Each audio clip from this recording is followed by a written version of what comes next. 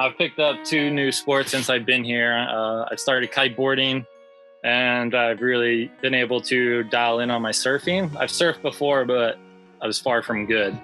And I've been able to have my best session last week, so I'm really riding high off that, just catching wave after wave, and that felt good. And then, yeah, they have the spearfishing, the fishing. The yellowfin tuna bite is the best tuna bite I've seen here. Caught wahoo, caught a marlin here. Yeah, it can be hard to get out on the water, but once you get plugged in, it's fun to get out to the surf breaks. My name's Cole Harrison, and this is the Tom Rowland Podcast.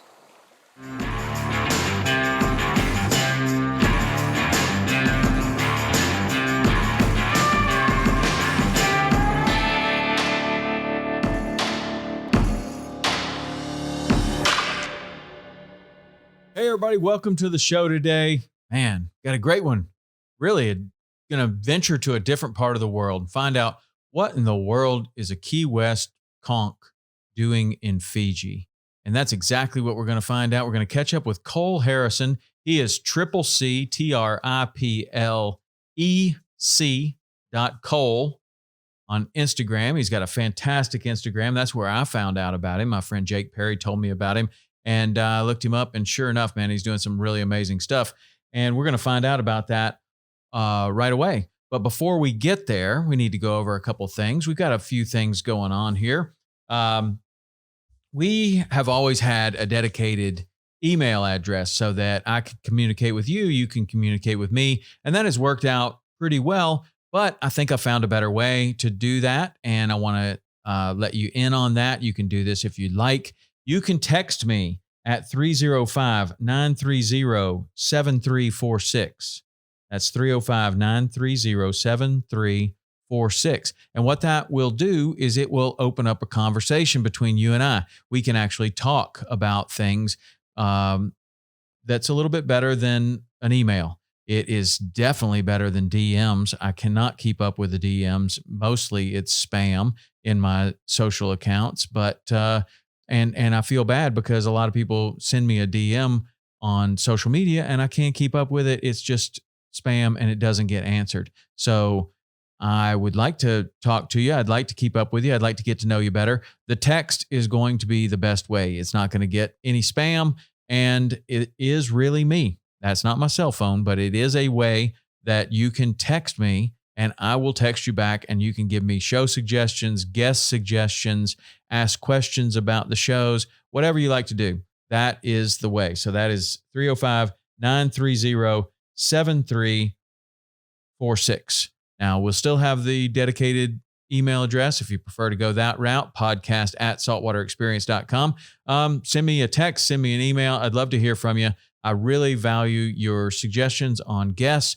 We have taken a ton of those and actually tracked those people down that you suggested. Some outstanding suggestions. Some of our best shows have come from suggestions. So I invite you to send me the text. Let me know what you think or who you think should be on the show, and we'll see if we can do it. That's a great way to do it. So we're going to get to the show after I tell you about the sponsors. As always, with this show is sponsored by Barracuda Tackle, the finest place you could go to get a new cast net for this upcoming fishing season.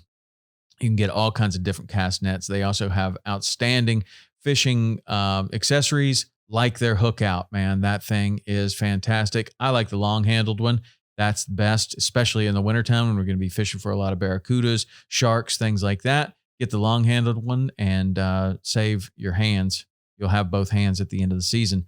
Barracuda Tackle is the place to go, barracudatackle.com. You can go to Empire Boat Covers, empirecovers.com/TRP. Empire Boat Covers is a great place to get an affordable boat cover for your boat, your RV, your grill, your patio furniture. Man, they make covers for everything. And in fact, I just got a new cover for my boat.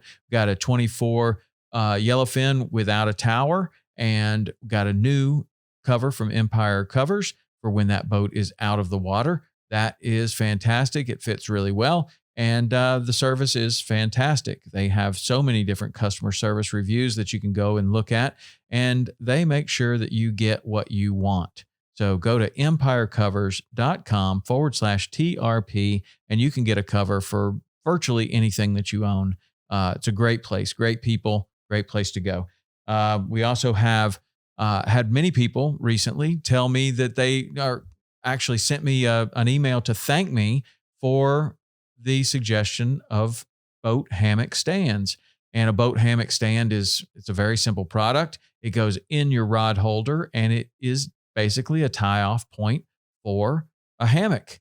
So if you're going to the sandbar, you want to relax on the sandbar, you want to have the most comfortable boat in the fleet, you want to make sure that all your guests are happy, your wife is happy, this is a great way to go. It's made out of stainless steel, holds 350 pounds, made in America, and it's safe, and it won't make your boat have all kinds of rust stains and all kinds of other things like that from inferior products. So go check out boathammockstands.com. Look and see if you want to hang a hammock in your boat. This is the best way, the only way that I know to do that. So go to boathammockstands.com, check them out. You can get a hammock, you can get the stands, you can get both, you can get whatever you want. And what else? We got, we got Hook, just like this shirt I'm wearing right now. If you like Hook clothing, like I do, it's what I wear all the time on the show. They have an exclusive discount for listeners of this podcast and watchers of Saltwater Experience, which is you guys. And all you have to do is go to hookgear.com, shop till your heart's content. And then when you're ready to check out, no matter how much it is, no matter what you get boots and rain gear and the most expensive stuff on there.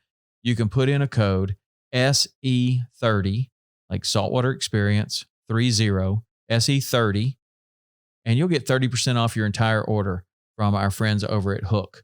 They want to thank you for listening to this show. They want to thank you for watching Saltwater Experience, and they want you wearing Hook clothes. So that is a good place to go. Go to hookgear.com. Use the code SE30 at checkout. You'll get 30% off your entire order. Go to Wiley X. They're a big supporter of this show. And you know why I like them so much is because their glasses are like safety glasses. I have a real phobia about getting hit in the eye. And when my kids were little, I would make them wear sunglasses. That was the rule. If somebody picked up a fishing rod, you must be wearing sunglasses. You know, a lot of people have other rules about wearing a helmet when you ride a motorcycle or whatever, but I have seen people get hit in the face with lures, with rod tips, with all kinds of things. And I made sure that, especially if you're fishing around kids, because kids, they're looking down at the fish. They don't know where their rod tip goes. And usually it goes right in your face. You could get hit in the eye with a rod tip, with a lure, with a jig, whatever. You want to make sure that you're wearing protective sunglasses. And that's what the Wiley X sunglasses are. They are protective like safety glasses. Man, I feel good when I have them on. My favorite pair is the Valor. And if you want to go get some Wiley X sunglasses, I highly suggest it. They have all kinds of models, women's models, all kinds of models. You can also get a discount from our friends over there. If you want to get some of those, you might better hurry if it's going to be for Christmas. You can get 20% off by using the code EXP20, EXP20. That gets you 20% off Wiley X. Doesn't matter how many you get, what you get, how many presents you buy. You put in that code at the end, you'll get 20% off your entire order. So that's awesome. Now, we'll have more discounts as we start with this new relationship with Tackle Direct. Very, very excited about this relationship. We're going to do some really cool things. And the best way to learn about those discounts and get in on them is to text me. And if you use that number that we just talked about, that's area code 305-930-7346. Text TEAM, TEAM. Text TEAM to that number, and I'll know that's what you want. You'll want those discounts. You'll want some notifications of when we got good podcasts coming out, good shows when they drop on Waypoint. I'll let you know those things. You'll know before anybody else. You'll be able to take advantage of those discounts, not only from Tackle Direct, but from all of our sponsors that offer those exclusive discounts, time-sensitive discounts, where they're not going to be out there forever. You can use it this week or next week or whatever for a special occasion. That's the kind of information you're going to get on the text. So if you want that, text that number, and that would be awesome for you and for me. That'd be cool because I could get to know you a little bit better. We can carry on a little bit of a conversation there. Now, we're going to get on to our show with Cole Harrison. As I said, Cole Harrison is from Key West. He found his way to Tonga, which is way out in the middle of the Pacific Ocean. And he found his way there. He really liked it. He made his way back to Key West, and then he was spending some time there, and he kind of had a chance meeting with someone, and that turned into a way for him to go to Fiji. And the story's really cool. And the things that he's doing and the fish that he's catching and spearfishing for over there are really cool. Fiji is a place that I've always wanted to go. It's definitely on my bucket list. It is really a drop dead gorgeous place. And I would love to go there. It has some fish that we don't have, like the dogtooth tuna. We're going to talk about the dogtooth tuna and how Cole is spearfishing for these fish and using the things that he learned as a kid in Key West to take it over into the Pacific Ocean and show them how they do it in Key West. So without any further ado, we've got Cole Harrison, who is CCC.Cole on Instagram. Definitely look him up. And here we go with Cole. All right. What's up, Cole? How are you? Oh, I'm doing well. It's just starting off my day here in beautiful Fiji on the West Coast here. Yeah, I appreciate you doing this at this time. It's 3:00 on the East Coast, and that means it's 8:00 or 7:00, 8:00 in the morning, your time, right? Yeah, we're actually a day ahead of you, so living in the future. No, not really, but yeah, it's we're Saturday here, 7 a.m. or 9 a.m. at this point. I gotcha. So you're in Fiji, and you're a Key West waterman, a Key West kid ends up in Fiji. How does that happen? I mean, I fell in love with the South Pacific, working in Tonga as a spearfishing guide, whale swim guide for Rob Torelli. He gave me an opportunity when I was young, 24-year-old, to be in-water guide, boat captain. Excuse the two-stroke outboard going by. I'm in the marina right now. That's fine. And just to be able to see all these different fish. I grew up, I know all the fish back home, but to jump in the ocean and not have a clue what anything was just mind-boggling. It was like another planet. So I did 2 seasons there, and then I met a seaplane pilot in Key West 2 years ago, and he's like, I have a sailboat sitting in Tahiti ready to go. And pretty much I was 100% in once I heard that, and tried to do everything I could to make it happen. And, it actually went as planned. Go figure. Wow. And so why did he have a sailboat just sitting in Tahiti, and what brought him to Key West?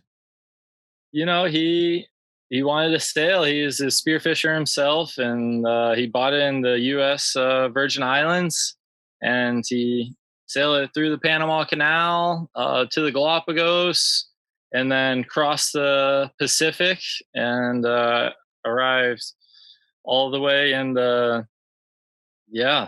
all the way in French Polynesia. And it was a break to get back home. They have a sailing season. So after the season, they flew back, and then the boat just sat there on a mooring for a year, and boats don't like that. So he was definitely keen to get back and get sailing, especially before he had his baby girl. This is Adam Schwitz, by the way.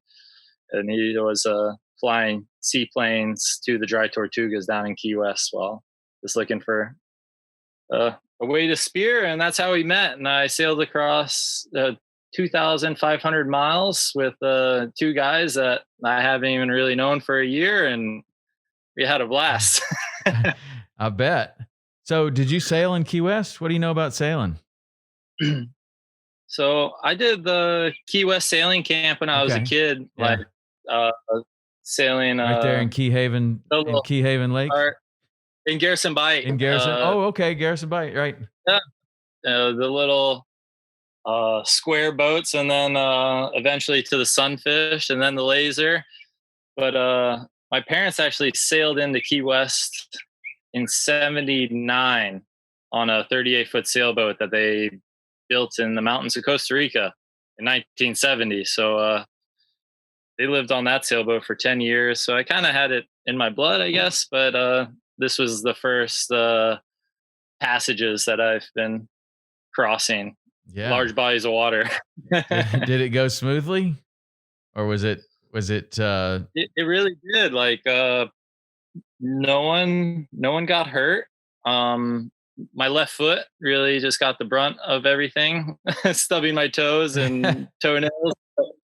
Besides my left foot, no one got hurt, and we caught some amazing fish. Nothing broke on the boat. It was really, we actually stuck to the original game plan and where we were going as well, which is So these pretty wild.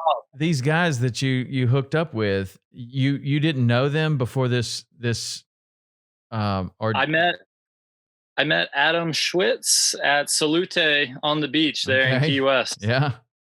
Had some beer, started talking, and then So he made we the trip from Tahiti to Fiji with you? Yeah, he's the captain. Okay, cool. It's his sailboat, and then we needed a third guy, so I brought in Alex Thomas, who my mom's wanting me to link up with since I was like 21, and I never actually met him until I was like, oh, maybe he's keen, and asked him, and he was just like me, 100% from the get-go, and we never looked back, just charged it. Wow, man. 2,000 miles, over 2,000 miles from Tahiti to Fiji. Is that what you said? Yeah. So how long does that take? We were under, we had a timeline. So Adam had to get back to his pregnant wife and make his anniversary, and Alex was taking time off work, so he had to get back to work. And I kind of saw the opportunity to watch the sailboat, because boats don't like to sit; they need someone on them to watch. And I had long, hard talks with my mate Chris Mendola with Far Out Charters, who I was working with at the time, and tried to give him as much heads up as possible. I think I told him 5 months in advance that I probably wasn't going to be returning, and tried to train up the next guy.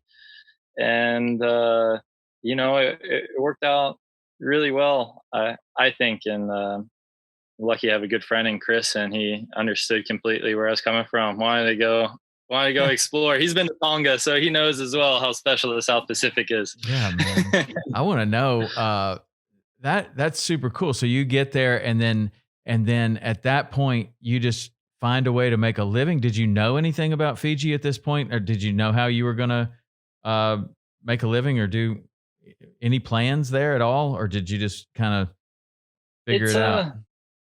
I just try to figure it out.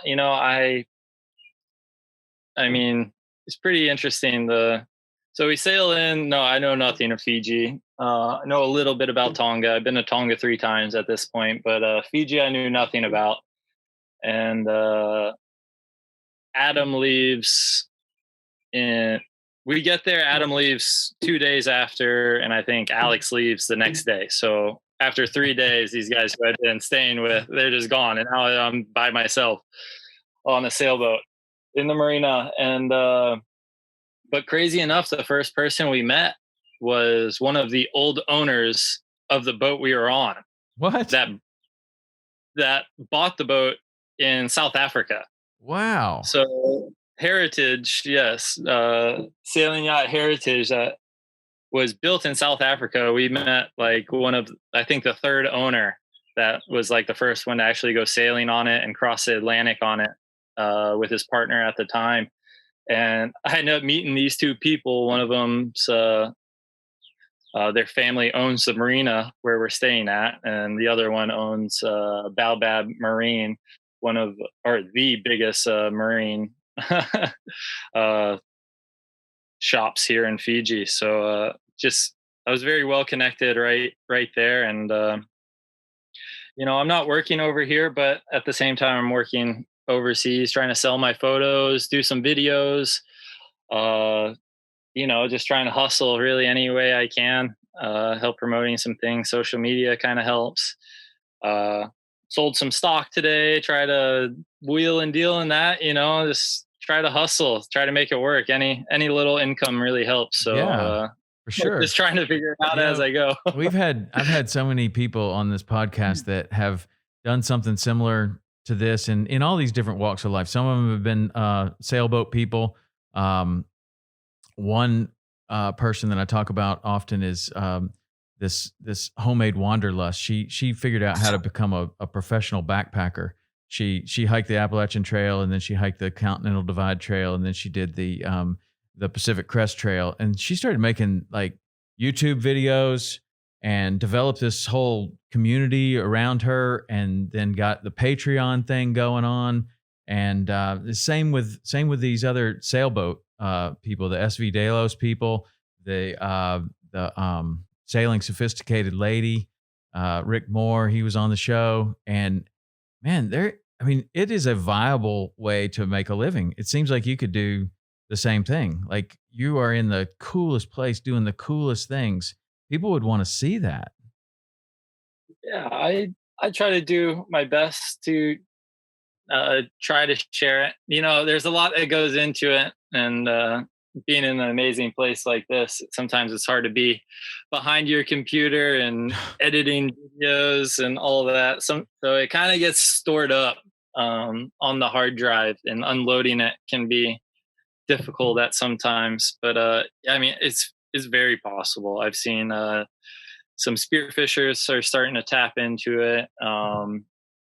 I had one video go viral, which kind of jump started my YouTube channel, and I kind of saw the potential with that. So Mm. I do some videos on there, and trying to adapt. And this is my first podcast, Yeah, so right thank you on. for having me. So this is new to me, my first Zoom call. Geez, There you go. Man, I've you are been on it now. Well, it looks like the weather is perfect. The leaves of the trees behind you are barely even moving. Is that just because you're in shelter, or is the Yeah, weather so we're on perfect? we're on the west coast here. This is Vunda Marina here, and you can see this is the only place you could take out catamarans, and they have cyclone pits. We were just entering cyclone season, so this is the most cyclone safe marina Yeah. in for sailboats. So they can either take you out of the water and put your keel down into a cyclone pit where they dig it out, Hmm. so it's not on stilts. Yeah. And then, I'm in the water, so I'm putting my stern chains, and took my anchor off. I'll put my chain on the center buoy, and this is the west coast, so this is kind of like the bay of Fiji, the leeward side of the trade winds. So it Yeah. generally is pretty calm here. And then just to your south, you got all the surf breaks, about Well, 15 I'm miles. sure that you've been keeping up with it, but back home and all through particularly Louisiana this year has just been there have been a lot of hurricanes, a lot of storm activity. We even just had one that came right over Key West. It wasn't a hurricane. It was a tropical storm, but the weather's been really bad. So how do you think, growing up in Key West and being very familiar with hurricanes, what is do you see cultural differences with people that live in like Fiji with cyclones, and is the preparation kind of similar? I mean, you already mentioned that there was like a cyclone pit that you put a sailboat in. Are there differences in how they prepare there and how they live around cyclones and how we live around hurricanes, or is it pretty similar? Um, it's it's different, but very similar in most aspects. There there's professionals, there's experts. They like to call everything. They don't have the crazy news media to hype it up. Then you're lucky if there's one TV on at the bar. So there's no one really watching TV. The most useful thing I use is my Windy app, Yeah. where you can blow it out and you actually see all the all the weather patterns, see how things are circulating. And basically, I'm just looking for spinning formations that are forming off of Vanuatu and the Solomon Islands. I was fortunate to go there and had a cyclone form on top of me. And then I flew in the day before the cyclone hit Fiji. So it formed on me in the Solomons, and then I flew into it and rode it out here in Fiji. And we had a category,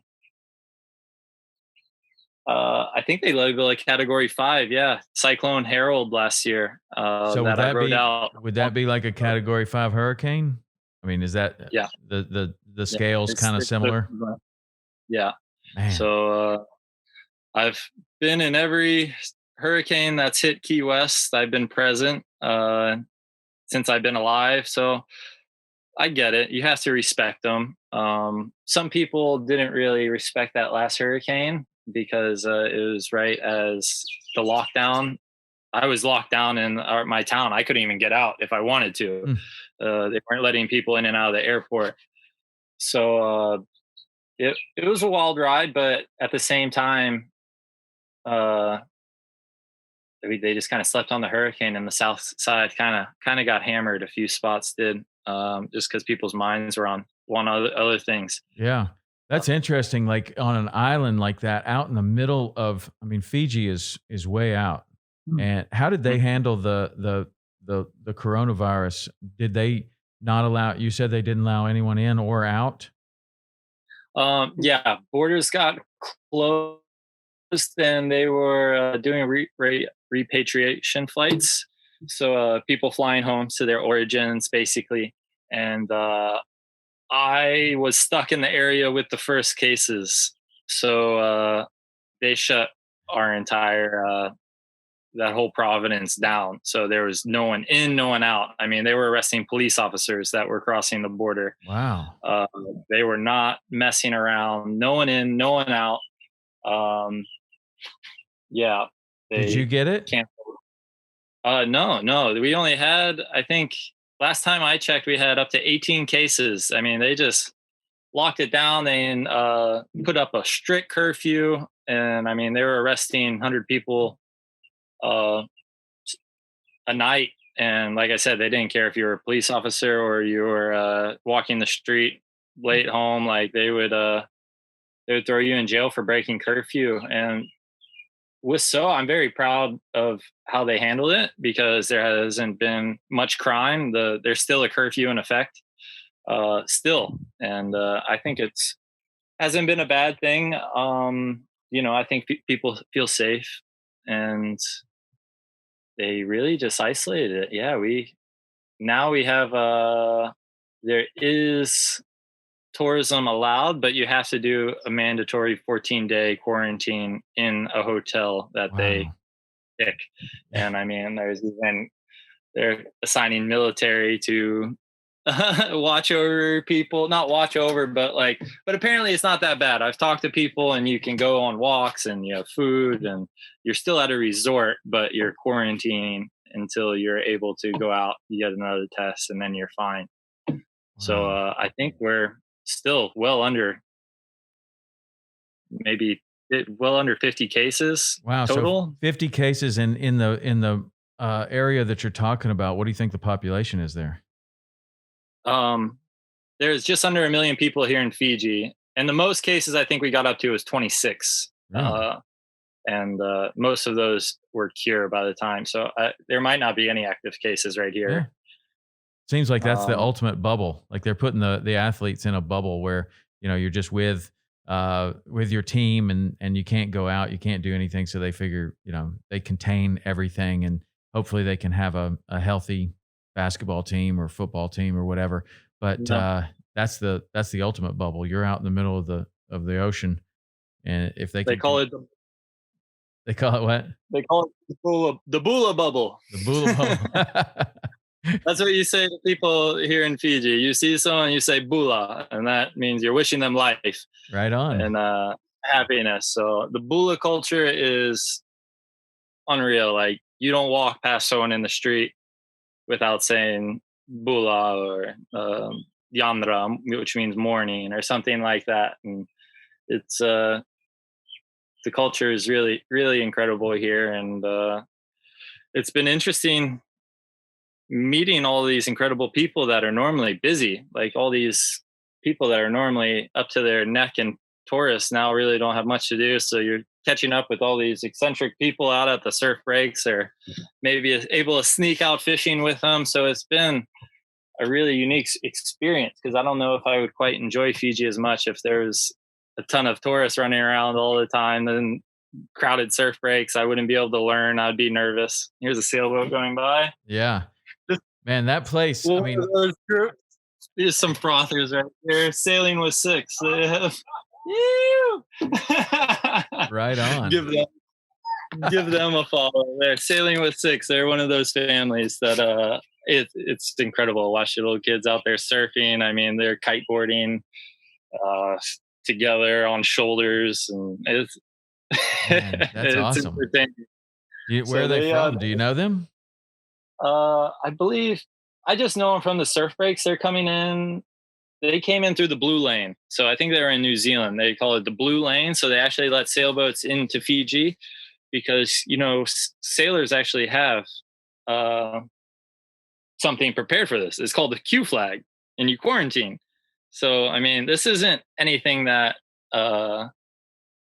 hasn't been installed like for sailors. Like, you fly the Q flag, I'm coming from a different country, you wait, you see you have someone on board, check them out, make sure they're not sick or bringing anything, and that's basically what they're doing.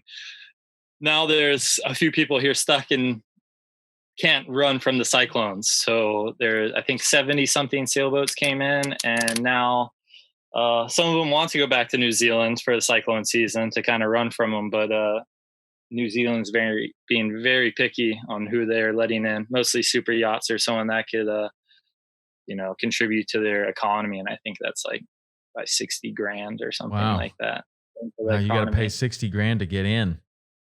Or just saying that my business, like if you're going to do yard work or you need to buy something, or you're going to sell your sailboat, and they'll tax you, I think, 20% or more on your boat. If you import it, or it's just wild times. I understand where New Zealand's coming from. They have that's the ultimate bubble down there. Fiji basically does what New Zealand does. So they wait for them to make a decision, and then generally Fiji will follow with similar suit. Wow. So, how much have you, judging by your Instagram, Jake Perry, first of all, told me that you were doing some really cool stuff. So I started following you a while back. We made contact on Instagram, and I've been following your Instagram. It's really good. It's triple C, triple spelled out, TRIPLEC.Cole, COLE. That's his Instagram if you want to go check it out. And man, the pictures and the underwater photography on this Instagram are incredible. The underwater looks above water. The water is so clear there. Is it always like that? Or, I mean, God, the pictures that you have on here are amazing. I mean, it really looks like there's no water there in some of these.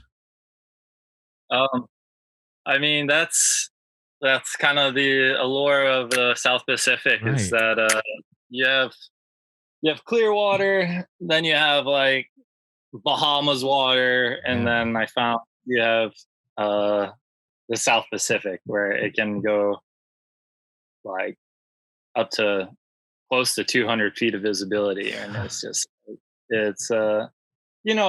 rare. We're coming up on rainy season, so as it rains, you get runoff from the hills and everything, and it can cloud the water up. It's not always like that, but there's certainly magical days out here where it comes all together. The further out you go, the more remote, obviously, the better. So I actually have a big trip planned coming up Tuesday. I'll be leaving Wednesday, your time, and going up north to Savu Savu with some local spearfishers, and we're going to spend 2 weeks up there and go hunt some big Spanish mackerels and some dogtooth tunas.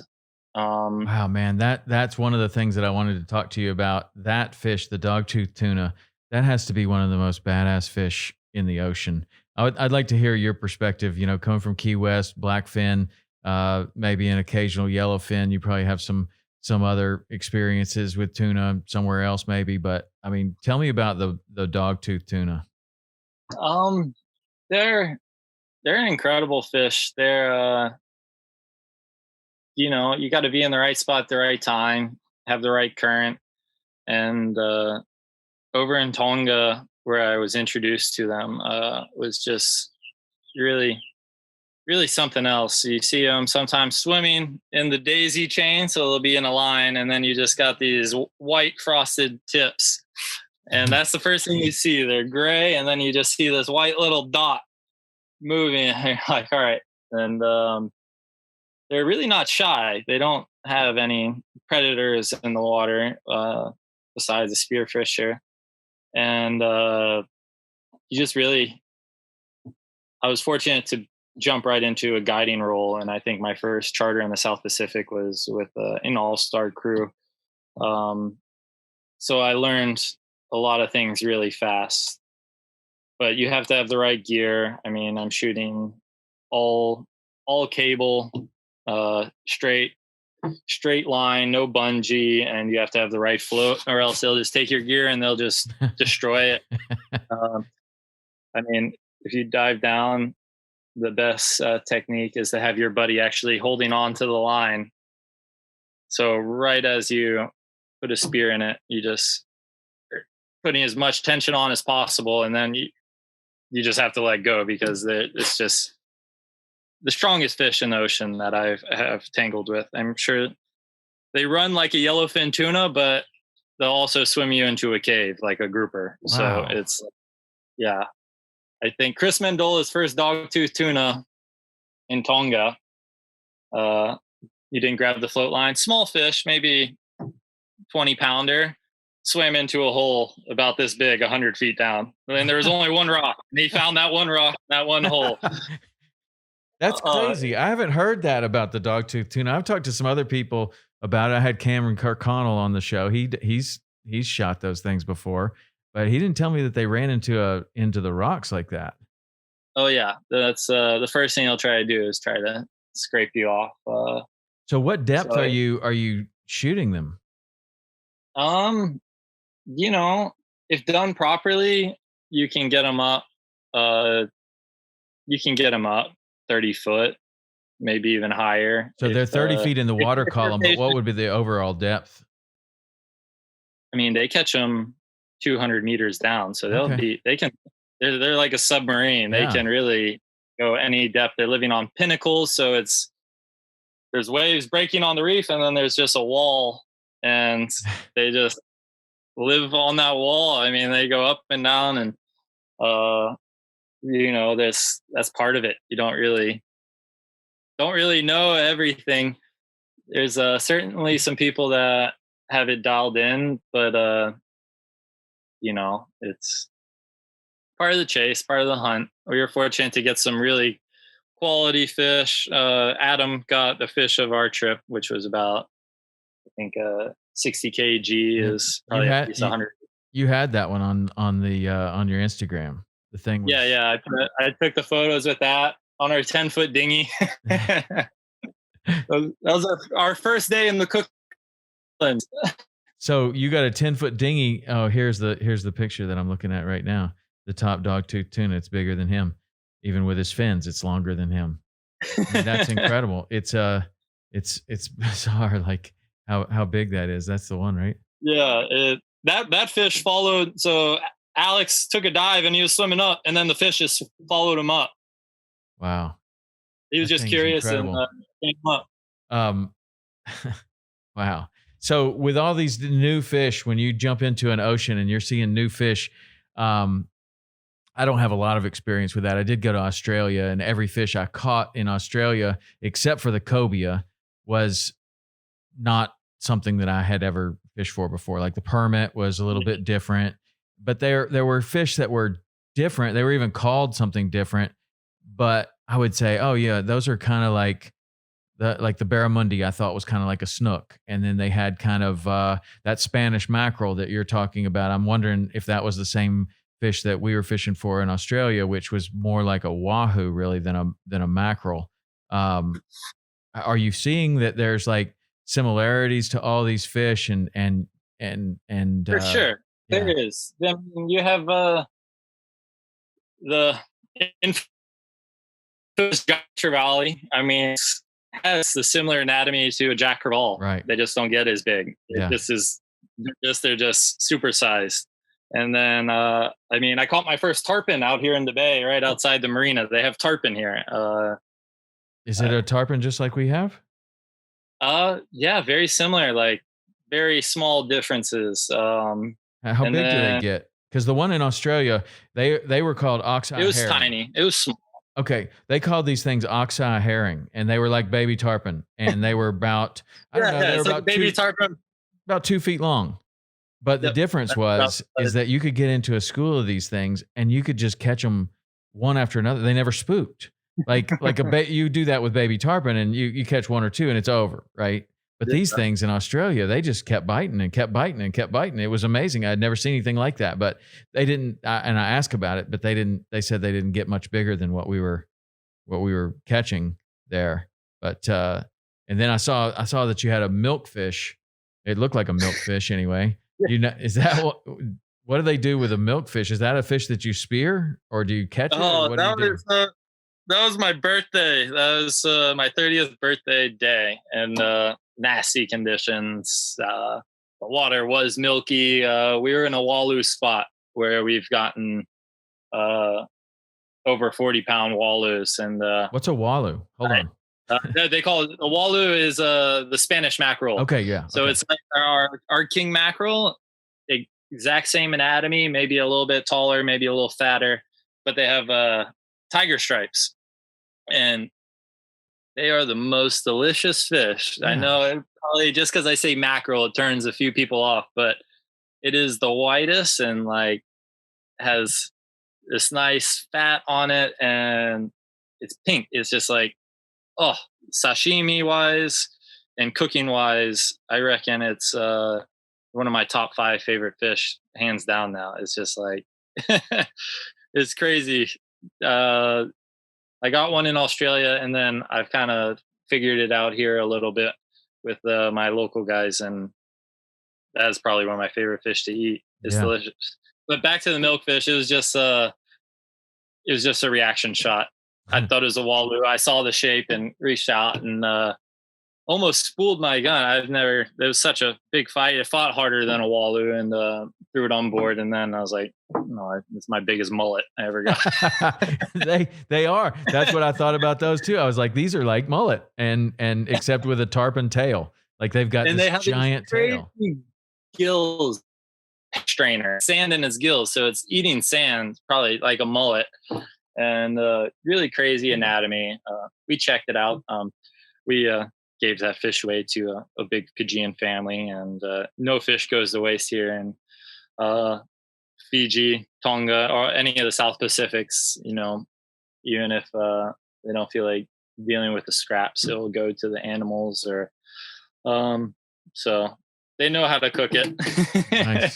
Nice. It's interesting. You said that you had your top 5 fish. One of these, the mackerel, the Spanish mackerel from over there, had made your top 5 list. Now that you've spent as much time in the South Pacific, what would your top 5 be? Like that's like a worldwide list. Do any Key West fish make it in there?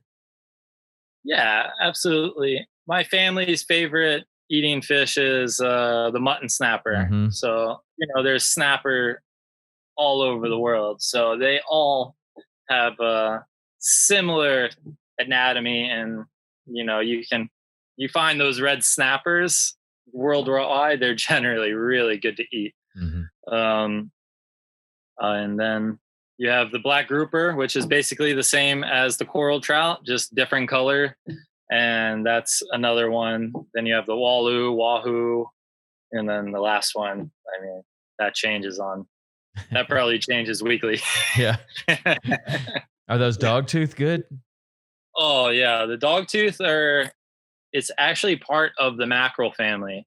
It's not actually a tuna, or Cam Kirkconnell like to mess with me calling them bonitas. So apparently they could be part of the bonita family. Um, but they have a really nice, beautiful pink meat. It's not red meat like tuna. It's not white meat like wahoo. It's pink. Really good to cook. If you overcook it, tastes like chicken. And if you eat it raw, I like to let it sit a day in the fridge, and then it's just like melts in your mouth. Really, best sashimi. Really, one day in the refrigerator and then it's perfect. Yeah, it can be a little chewy if you eat it the day of, but if you wait a day, something happens and the texture just changes. That's awesome. Um, Man, you're doing so much cool stuff over there. Fiji looks like, man, that place looks like paradise. I mean, you've got mountains and waterfalls and rivers and surf breaks, and I mean, what does it not have? Like, It's a water sport mecca, really. I mean, I've picked up two new sports since I've been here. I started kite boarding, and I've really been able to dial in on my surfing. I've surfed before, but I was far from good. And I've been able to have my best session last week, so I'm really riding high off that, just catching wave after wave, and that felt good. And then, yeah, they have the spearfishing, the fishing. The yellowfin tuna bite is the best tuna bite I've seen here. Caught wahoo, caught a marlin here, and I mean, yeah, it can be hard to get out on the water, but once you get plugged in, it's fun to get out to the surf breaks. And so when they, that's like you say, it's hard to get out on the water. Are you finding your way into these, like this group of guys that you're going with next week for a 2-week spearfishing trip? Is that like a commercial deal, like we do in the Keys? Like you got charter captains that go out there and they it's so one of my friends, Jesse Lee, he's a Fiji Airways pilot, and he just likes spearfishing. So we go out and we have a good time. We get fish for us to eat. And then we also have my friends who he told me about, Dan Gray, up north, that lives in Voli Voli. He does do commercial spearfishing, along with other ventures that he has. He's a charter captain, dive instructor type guy, and he'll charter his boat. So he will sell his fish. He'll vacuum seal it and do it all properly. And so that's never a bad thing to do for a little extra money. Nothing goes to waste here in Fiji, especially if you do it properly and seal it and freeze it right and ice it. When we go up there, we are going to be crossing some big fish, and generally you have to do a sevu sevu, which is an offering to the village, which they make you bring a kava root, which is something that they crush up, grind, and mix in water, and then drink it. And it has a relaxing effect, makes your mouth go numb, makes you a little wobbly. But that's one of the things we can do is give the fish to the villages, and it makes their day, because a lot of the time, a lot of incomes have stopped here, so most people have turned to the farming here and to fishing. So that's basically, yeah, I think. And before it was mostly tourism. Like, is Fiji set up for like kind of like Key West? Like that's like the gig, and then mass tourism was their operation. They probably have 200,000 people in the hospitality industry here, I think, and probably over half of them probably lost their job during this COVID thing. All these resorts are all shut down. So what's kind of the vibe there surrounding that? I mean, you said before that people have a lot of time on their hands, but I mean, like, what's that like? I mean, we're in the United States. I don't know, man. I mean, there's a lot of bailouts and stuff like that that are going on or going to have to go on. But in other places like the Bahamas, I've been hearing from some of my friends that have houses over there, and it's certainly a different vibe. Like there's not going to be any Oh, bailouts. What's Fiji like? yeah, they're going to they're certainly going to struggle. There's going to be ghost resorts that are going to fail. Um, they'll just, the strong will survive, I guess. Yeah. I think that's no one's going to starve in Fiji. That's a beautiful thing. There's clean water. There's no shortage of food. So no one's going to starve. It's just, these people that come in built multi-million dollar, possibly billion-dollar resorts. They're going to be hurting for quite some time unless they have the financial backing to keep that running for another 5 years while hopefully the tourism picks up. I mean, who knows really what the future is. Yeah. I'll tell you what though, I mean the closest I've made it to where you are is Christmas Island. And that's my experience. Christmas Island and Australia really are my experience with that part of the world. That's Which I high on the list. yeah, I mean I found it to be unbelievable. I just loved it. It was just amazing. I mean, kind Did you of see the crabs there? yeah, I did the first time. I saw them the Really? first time. Yeah, they were so thick, and I was training for a marathon, and I went running, and Oh no, that sounds I didn't terrible. know what was going on, and but the crazy thing is those crabs will move out of your way. Like if you just Uh, walk, they won't move out of your way much, but you start running, and they get out of your way.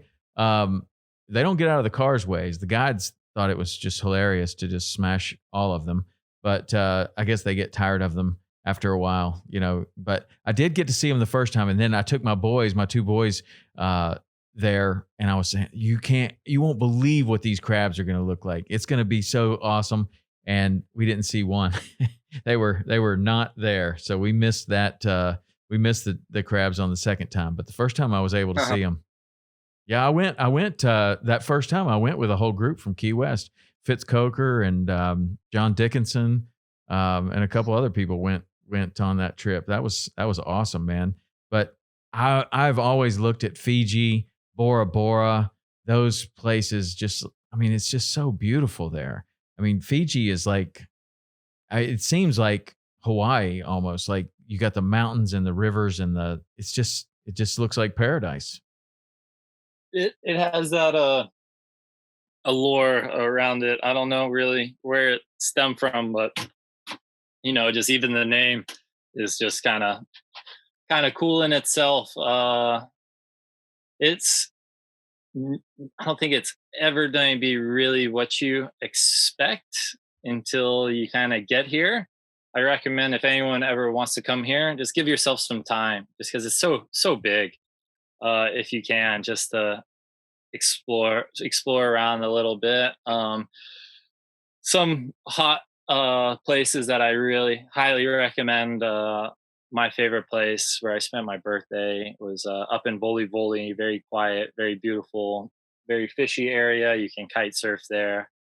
Um, really relax. And then if you go down to the Coral Coast, you have Beach House, which kind of has that backpacker vibe where there'll be some parties going on. You can surf there, you can paddle surf, you can kite board, you go offshore fishing. I mean, my first 30 minutes there, the owner threw me on a fishing boat at noon, and we caught 16 yellowfin tuna, up to like 100 pounds. So, I mean, the fishing can be Nice. unreal. And then once you start going to the remote islands, it only gets a little trickier getting there, but that's where you really get to see the real Fiji is when you get to the remote islands, and you really get to see the Bula spirit and how nice and how pure some of these places still are. Nice. Man, that's awesome. So, how does the you get there in 30 minutes? You're on a boat with people, I guess, that are fishing all the time. How does the Key West pedigree hold up in the in your spear fishing and your above the water fishing? Um, it. it helps to have a background, uh, for sure. You know, it was my profession for 5 years to put people on fish and catch fish. So I consider myself really kind of a fishing coach. And it helps. I travel with my gear.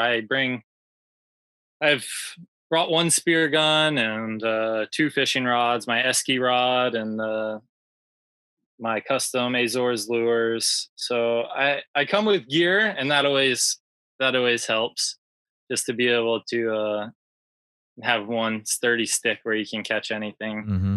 and just try to, you know, it's like fishing anywhere. You just try to learn from each other. I never really go in to try to run the show, but just talk with the captains and try to figure things out and see how they do things. Yeah.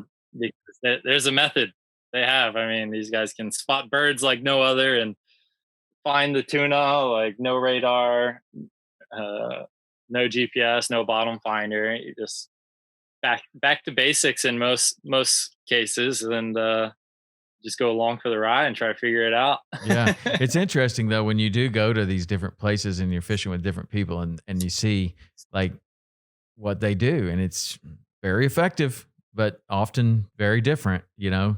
And you can take those little things back certainly to back to Key West. Now you went to Tonga and then back to Key West after a while, right? Yeah, so I worked as a guide there, and then came back to Key West, worked a season, and then talked two of my friends from Key West to come follow me out there to Tonga. Chris Mendola came, and then Josh Hoogerhide followed as well. They were both two fishing guides out of there, and they kind of took the leap of faith, and we went out there. Chris came out for like I think 3 weeks, just so he made sure to get a weather window, and it's just nothing like they've really seen before, and we still talk about that trip.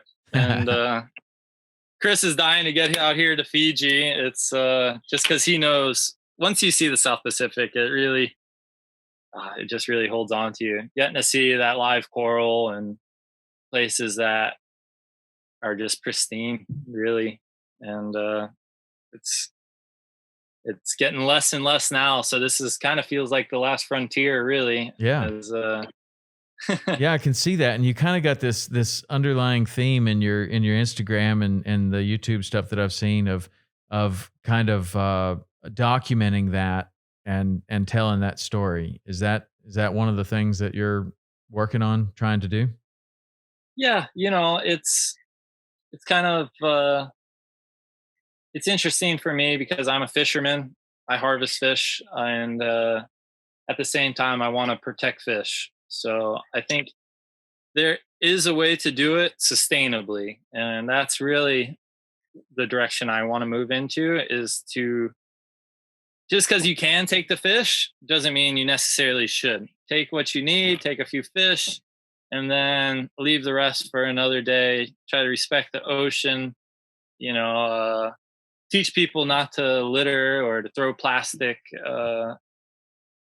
You can sit there and yell at people on social media, but that doesn't always work well or come off properly. So, I mean, the best thing you can do is just try to live by it and try Mm. to talk to people actually face to face. Like, I was walking by a shop and someone threw a plastic bottle out their shop. I grabbed the bottle and flipped at him. I was like, "Come on!" Like, and you just try to teach people, or at least talk through things and see what the issues really are here. And this there's this the underlying issue.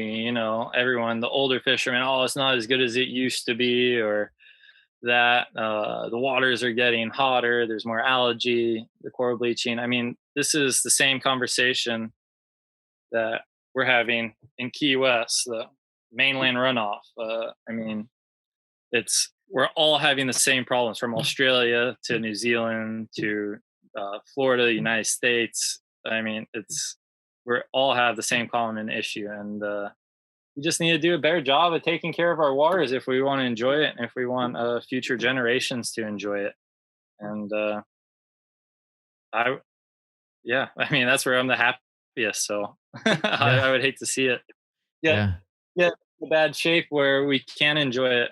Well, it must change your perspective slightly to go to these places that are really the last frontier and see that, and then come from a place like Key West to where, I mean, it's still really good, but fast forward Fiji maybe 100 years, uh, and maybe it's in the same condition as Key West today. I don't know.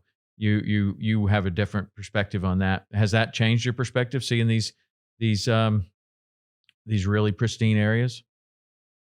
I mean, yeah, you hear the stories in Key West of the older captains, and they tell you everything. I'll start off by saying, uh, coming to these places and fishing don't always come easy, and the fishery we have in Key West is like, it's unreal. So please, no one take that for granted. Like, I don't understand how our fishery continues to produce with the pressure that we have compared to the pressures that in the South Pacific. Some of these spots do get cleaned up and don't really come back and don't reproduce. I think the Keys are kind of at a fork in the road. They're right on the highway, so we get this rejuvenation of fish and lobsters and from the Gulf of Mexico or through the Atlantic, and the fish eggs coming in. I think we're in a real lucky spot for that. And it makes me wonder how we just continue to take and take and take, and it keeps producing. So it's good that it does. But you know, also you see things where it's not as good and how it's been hammered by night divers and nets, and you see the long liners in places they're not supposed to be overseas. You know, and it hurts. It hurts to see what's going on, and best thing to do, I guess, is just really kind of talk about it, and maybe try to take a little bit less. Try to take take some garbage out of the water when you can. Try to cut your plastic pollution from the grocery store. Just try to drink water out of reusable water bottles. Just the little things, that's the main thing. Small steps. Well, the You're not small going to change the whole world. right, but those small steps, like the plastic water bottles, man. If you just didn't drink out of a plastic water bottle from now until the rest of your life, it's an amazing amount of plastic that you would not Yeah. be using. Yeah. And then if 10 people do that, 100 people do that, 500 people do that, it really does add up. It's tremendous, and most of that stuff does end up somewhere. Balloons, birthday balloons, trash ends up in the ocean. You see it all the time. Yeah. There's a holiday going on, fireworks. I mean, as you get older and wiser, you kind of see things that don't always make sense. Balloons, fireworks. I mean, it's just pollution that's going straight in the ocean. And it's just small adjustments, I reckon. It's, you know, it's it's what we got to try to do. It's interesting. So I kind of have that hunter. Try to respect the ocean and try to give back to the ocean what I take. It's given me so much, so I just try to respect it and try to, you know, get the right thoughts in people's minds, in person wise, and I try to do it through my social media a little bit as well. Right. Well, it's coming through for sure. You see it. You see it in your social media, and certainly, man, the photos that you're taking, um, they're unbelievable. I mean, these underwater photos. Check this one out. That thing that looks like there's no water there. You look like that looks like you're just in a studio. It's crazy. Yeah, Like there's not a that's Walu. particle. Yeah, that's a wallow, right? There's not a And particle in yes, that water. and It's unbelievable. But yeah, that's super cool. So how I many actually of got these? into. What's that? I'll go for it. How many of these trips, like you're about to take this 2 week up to a pristine area? How many of those type of trips have you been able to get on, or maybe not quite that long, but just these spearfishing trips or fishing trips to these out areas? Oh, oof.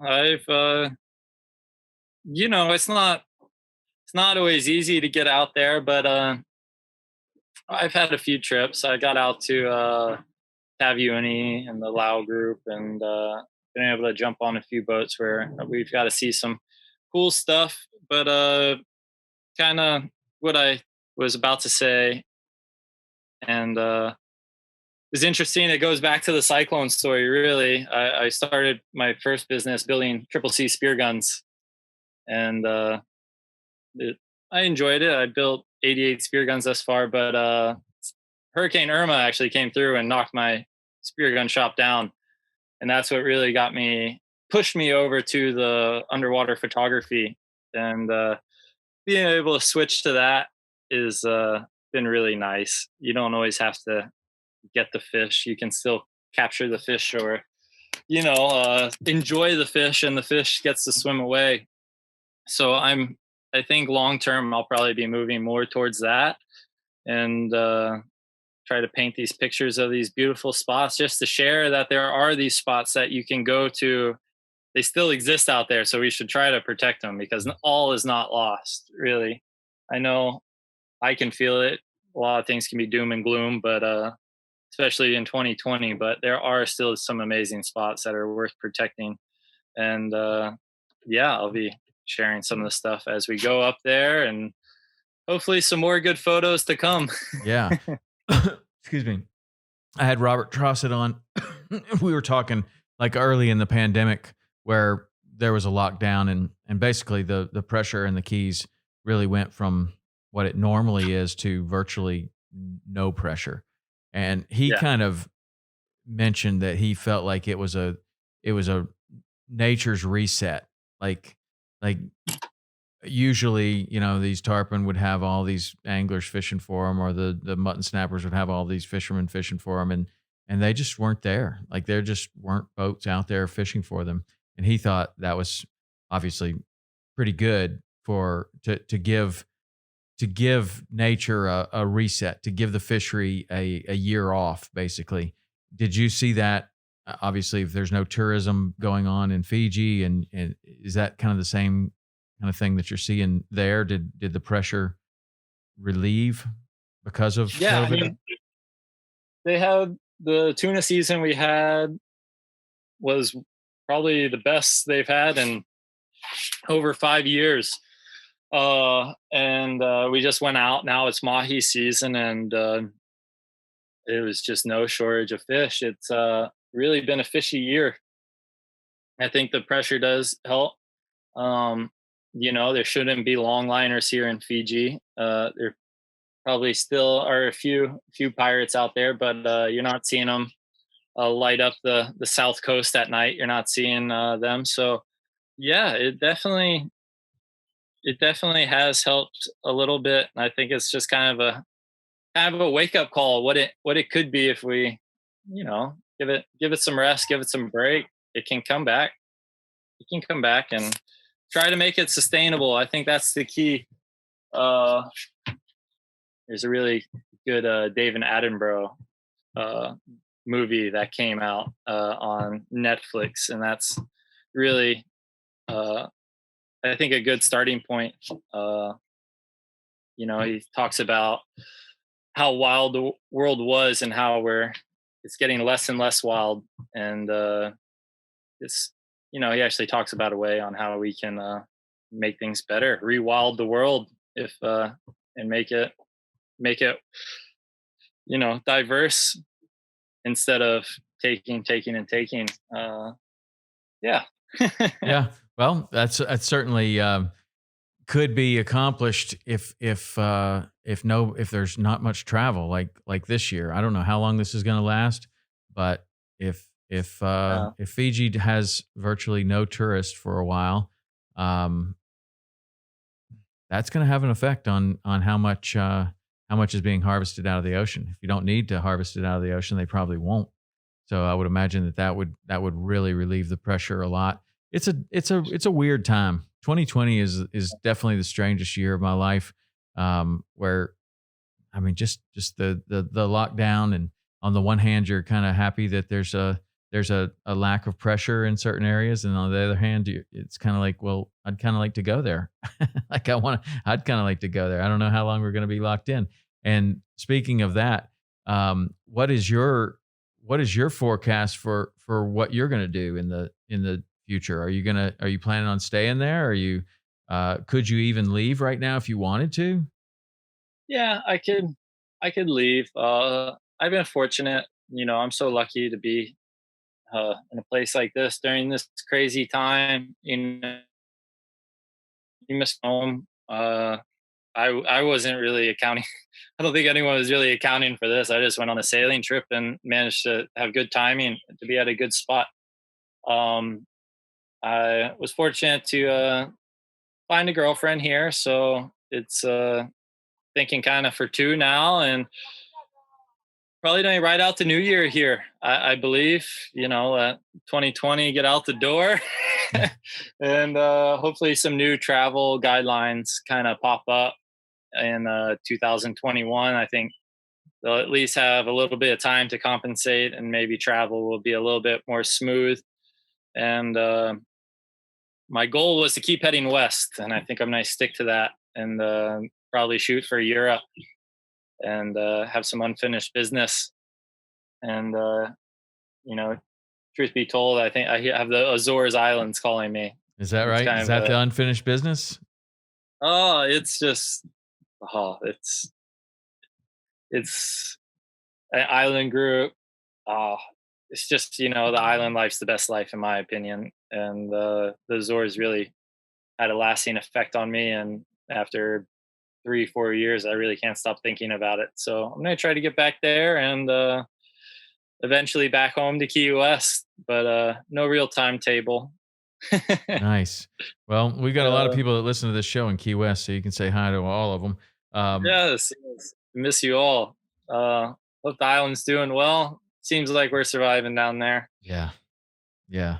Well, I know that everybody from Key West will be happy to know that you're in a great spot. You seem like you're thriving.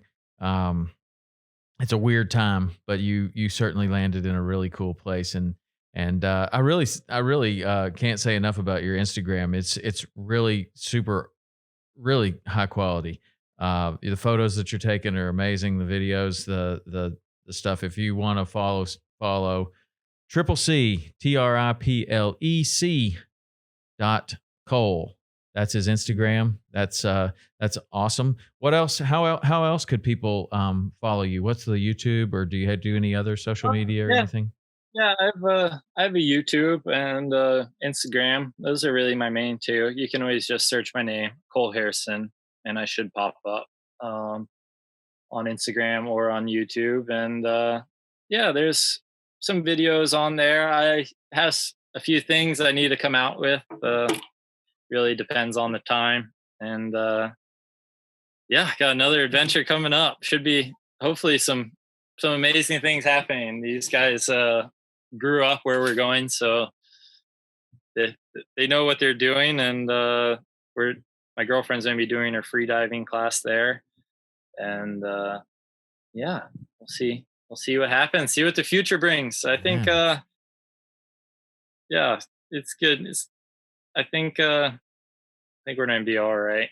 COVID and everything, we'll make it through. yeah, we're gonna make it through. It's just gonna take a little bit Yeah, of patience, and it it's is. probably take a little longer than any of us hope or want it to. But we'll all make it through it. I feel very confident about that.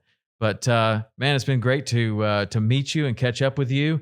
I don't think Yeah, we thanks ever for having me. crossed paths in Key West, strangely, but yeah, it's nice to put a name to a face. And anybody that Jake Perry is impressed with what they're doing, I was like, yeah, I'm going to check that guy out. And he was right, man. You're doing some awesome stuff. It's really cool. So everybody will go follow Cole, and reach out, tell him that you listened, and say hi. Yeah, thanks for having me. Yeah, man. After your next trip, let's hook up again, and I'd like to hear about how that deal went. Sounds good. Thanks for having me, and enjoy your evening. I'm gonna get my morning started and throw these chains and get the sailboat Cyclone ready. Hopefully, it's not a bad season like you all had. Yeah, I hope so. Man, good luck, Cole. Thanks for filling us in, and it was great having you. Oh, it was a pleasure. All right, take care. See ya. You.